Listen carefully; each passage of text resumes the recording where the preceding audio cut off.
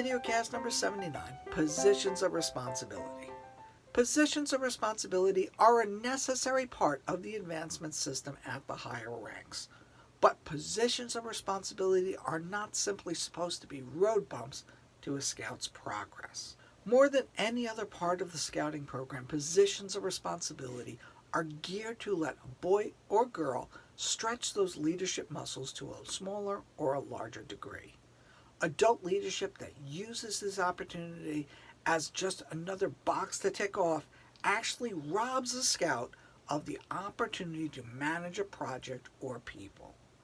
This, unfortunately, can happen with all positions. If you're in a troop that relies heavily on the adults, not only to secure locations, but to plan the meals and organize the trips and decide who is doing what, when, then suddenly this becomes less and less for like a senior patrol leader to do.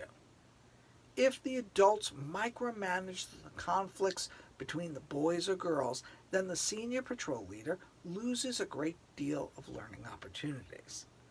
For all the other positions of responsibility, there are few opportunities for the scouts to mess up so bad that it could cause harm to the troop or an individual. If the troop quartermaster forgets the stoves, they won't die.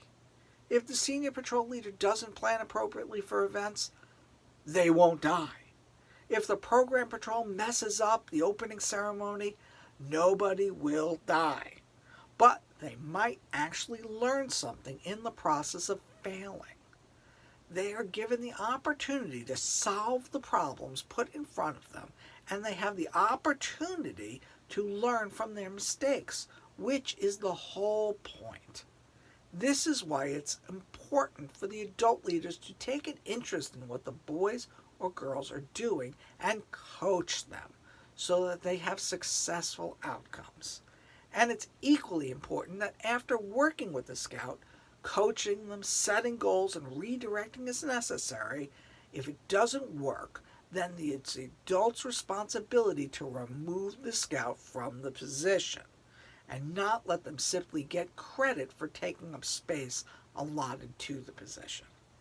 I can't stress this enough, that this should not be done lightly, that you need to give a scout the opportunity to succeed, but if they clearly do not do the job, it's detrimental to the troop not to remove them from the position.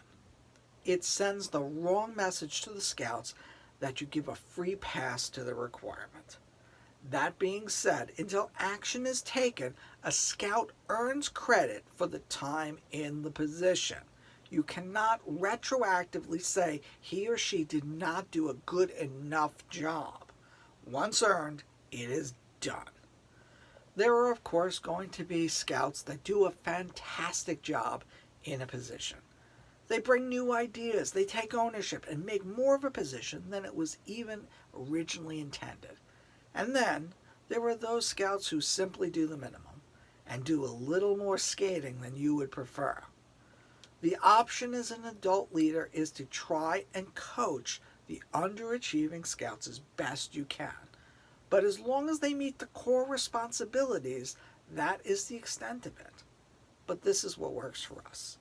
Take what you like, leave the rest, and as we say in Woodbedge, feedback is a gift. Leave yours below in the comments with all the hope we can learn together. I'm Scoutmaster Dave, and this is all about positions of responsibility.